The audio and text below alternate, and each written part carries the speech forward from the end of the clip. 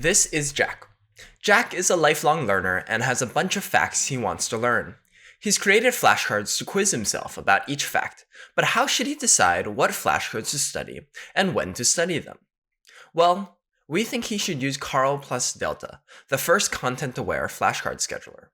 Through language models and retrieval, the KARL student model and its Delta-based teaching policy demonstrates how understanding flashcard content can improve learning.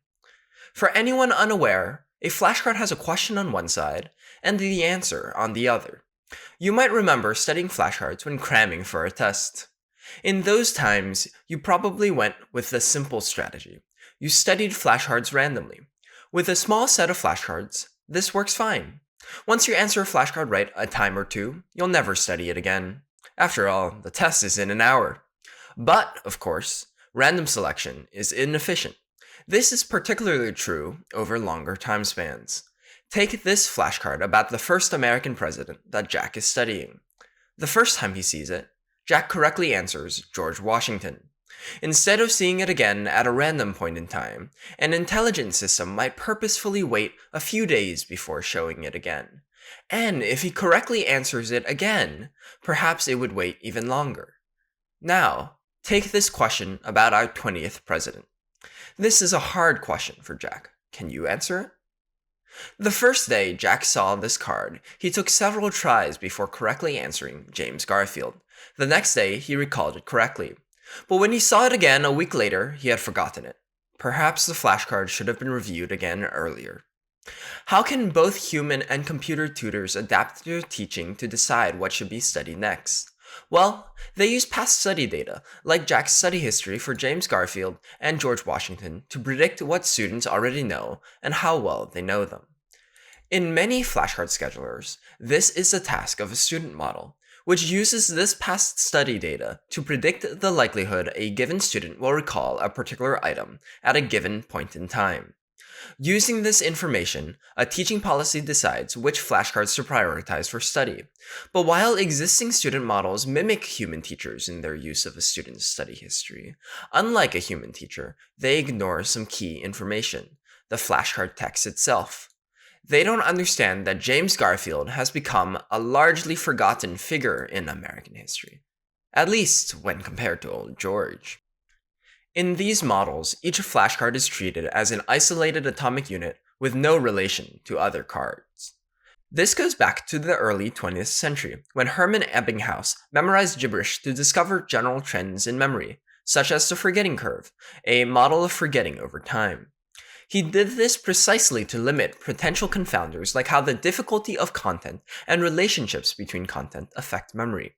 Although student models today estimate forgetting curves that adapt to the difficulty of flashcards based on past study data, they are still limited in how they use a given flashcard's relationship with other content to judge its difficulty. Suppose Jack is asked the following question: what country's capital is Nairobi? By studying this question, he is also more likely, although not guaranteed, to correctly answer this question: what is the capital of Kenya? These questions interact, and Jack's likelihood of remembering this information likely decays in distinct but interrelated trajectories. Across these two charts, we see how predicted recall probabilities change over time. Recall probabilities jump after one studies that question, but also after studying related questions. If you successfully answer card 1, what country's capital is Nairobi, on day 2, then this act of studying likely not only increases your memory of this card, but also helps you answer the related question: what is Kenya's capital? Understanding content is particularly important when someone, like Jack, has a lot of flashcards that they have never studied before. In this setting, existing flashcard schedulers work much like you when you're cramming the day of a test. They introduce new flashcards randomly, or through arbitrary heuristics like creation order. This is the first of our key contributions. KARL introduces the first content-aware student model for flashcard scheduling. Alongside the KARL student model, we introduce a compatible teaching policy to deploy this model in a real-world flashcard app. Through this process, we gathered and now release a diverse flashcard dataset with over 100,000 study logs to train and evaluate future content-aware student models. Finally, we conduct the first online experiment evaluating how students actually learn over several days. Through this experiment, we demonstrate how the KARL student model deployed with a delta-based teaching policy leads to improved performance over the existing state-of-the-art scheduler. So, how does the KARL student model work? Let's take an example card. Who is the 44th American president? Like existing flashcard models, KARL uses features that encode past study data, such as a student's accuracy on a given flashcard, their accuracy on flashcards overall, and the time since their last review. Unlike those other schedulers, however, KARL uses the BERT language model to encode each flashcard's text into an embedding. When predicting the recall probability of a specific flashcard, KARL uses the flashcard's embedding. In this case, the embedding for the 44th president to retrieve the most semantically similar flashcards from a student's study history. Flashcards about John Adams, James Garfield, and Luis Ignacio Lula da Silva. These cards are ranked in order of perceived similarity, and we retrieve both the BERT embeddings of these flashcards and their related study data. Finally, we concatenate all these embeddings and study data features together to feed into a final neural network classifier predicting recall probability. If you're familiar with education research, you might notice KARL is similar to a deep knowledge tracing model. These models also embed student study history into a deep network and also aim to predict student knowledge. But while some DKT models like LMKT also integrate language models, they have not been used in real-world flashcard apps. This is because of three reasons. DKT models usually embed a student's full study history, which is not practical for online inference. These models are typically evaluated offline on existing datasets that either do not release flashcard text or are narrowly focused on content like math or language learning.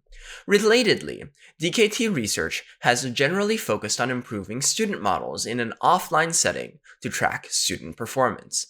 To our knowledge, however, researchers have not introduced an accompanying teaching policy to use these predictions in an online flashcard scheduler. Let's go over how our work addresses each of these three problems. The first problem relates to how DKT models embed a student's study history. For online deployment, embedding a full study sequence is not practical. Some past DKT models address this by using past K study history instead. However, this limits the model's ability to learn from the most relevant study history. Instead, KARL retrieves the K most relevant flashcards based on semantic similarity. DKT models are typically evaluated offline on existing datasets that either do not release flashcard text or are narrowly focused on content like math or language learning. So we built and released our own flashcard app. We created an accompanying flashcard dataset from trivia questions on a range of topics, from science to history to pop culture.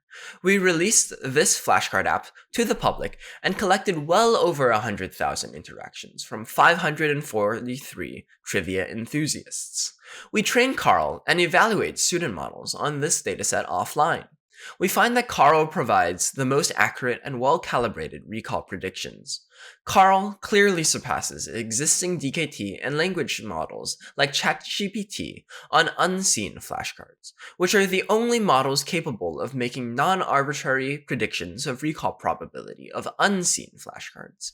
Yet, even on the subset of flashcards that have been studied before, KARL outperforms student models deployed in existing flashcard schedulers. Like this offline evaluation, DKT research generally focuses on improving student models in an offline setting to track student performance. To our knowledge, however, researchers have not introduced an accompanying teaching policy to use these predictions for online flashcard scheduling. We therefore introduce a DKT-compatible teaching policy, the delta-based policy. The delta-based policy prioritizes flashcards where studying now produces the greatest change in predicted recall probability after a delta amount of time.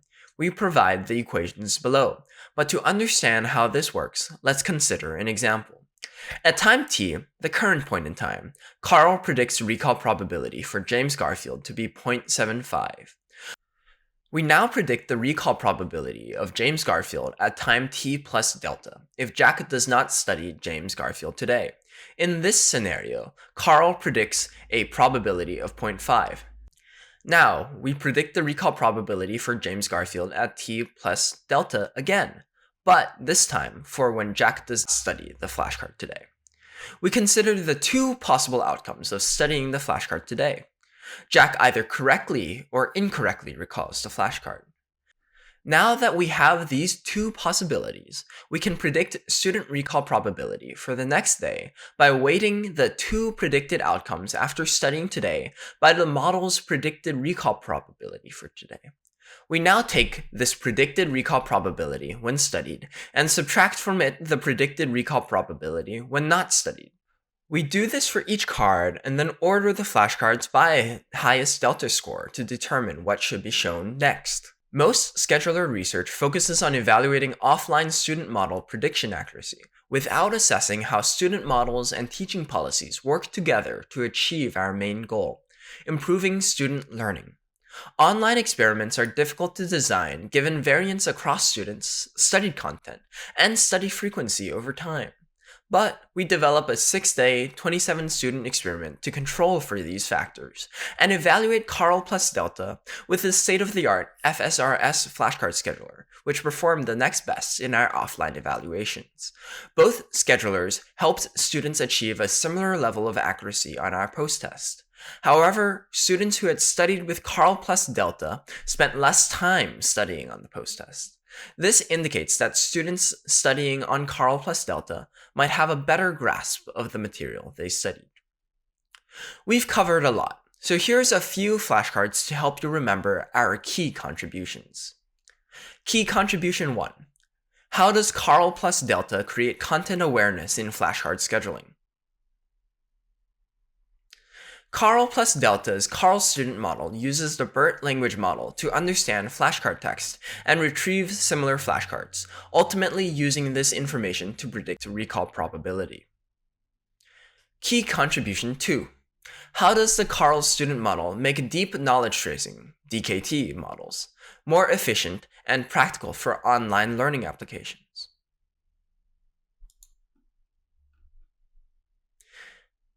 Instead of embedding full or recent study history, KARL uses retrieval to identify semantically similar flashcards.